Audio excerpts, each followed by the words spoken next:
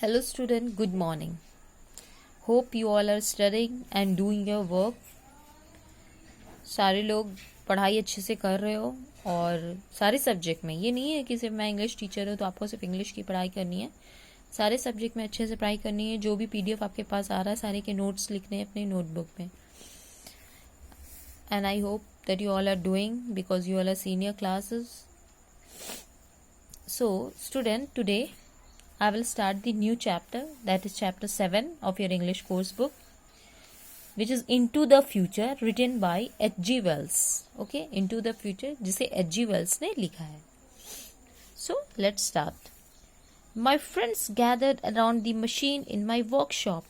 It was exactly like the model I had shown them, only 20 times larger.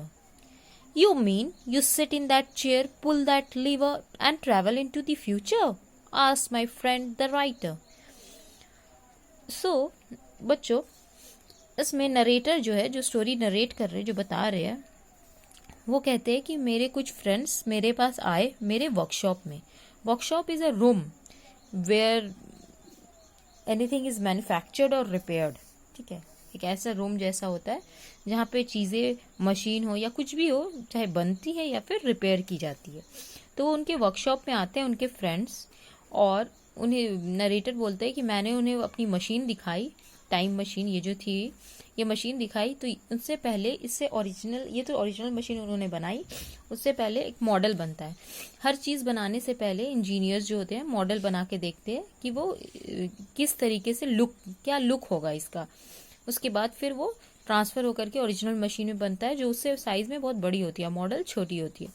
तो अपने friends को कहते हैं कि, तो नरेटर उन्हें दिखाते हैं वो मशीन. ठीक है, और वो जो मशीन जब वो अपने फ्रेंड्स को दिखाते हैं, वो उनके मॉडल से, जो उन्हें अपने फ्रेंड्स को पहले मॉडल दिखाया था, वो मॉडल से ये मशीन 20 टाइम्स बड़ी थी.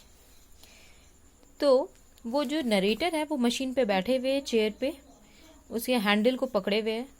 तो ये देख करके उनका एक फ्रेंड जो था, राइटर मीन्स जो स्टोरी लिखते हैं, पोयम नहीं, स्टोरी लिखते हैं, नॉवेल्स वगैरह, वो.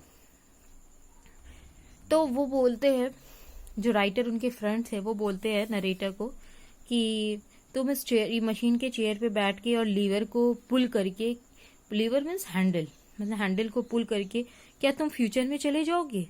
कौन पूछता है? उनके फ्रेंड जो राइटर थे. किसे पूछते हैं? नरेटर से. ठीक है. और into the past, I said, whichever I choose.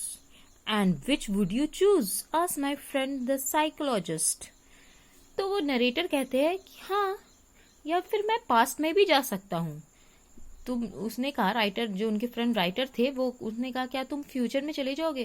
तो नरेटर कहते हैं कि हाँ, और मैं पास्ट में भी जा सकता हूँ, जो मुझे पसंद, जो मैं चूज करूँ, चाहे फ्यूचर या पास्ट. तो जो उनके एक और दूसरे फ्रेंड है वो साइकोलॉजिस्ट है. ठीक है, साइकोलॉजिस्ट क्या होते हैं? जो ह्यूमन बिहेवियर के बारे में एक्सपर्ट होते हैं, जिनकी पढ़ाई की जाती है, जो साइकोलॉजी की पढ़ाई करते हैं, और जो ह्यूमन के दिमाग में, माइंड में क्या चल रहा है, उनके बिहेवियर से वो जज कर लेते. तो उनके एक फ्रेंड थे, वो साइकोलॉजिस्ट थे. तो वो कहते हैं कि और तुम चूज क्या करोगे, पास्ट में जाना या फ्यूचर में जाना? The future first, I said. It is the unknown that interests me the most. But when do we get to see it in action? Can we take a ride in it ourselves? They asked. Not yet. फिर क्या होता है?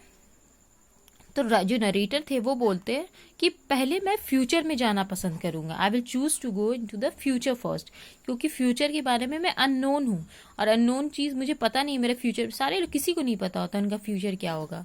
ठीक है, तो यहाँ narrator भी कहते हैं मैं अननोन हूँ, मुझे पता नहीं है. तो अननोन चीज़ में लोगों को ज़्यादा इंटरेस्ट होती है, तो मुझे फ्यूचर के बारे में जानने की ज़्यादा इंटरेस्ट है, इसलिए मैं पहले फ्यूचर में जाना चाहूँगा.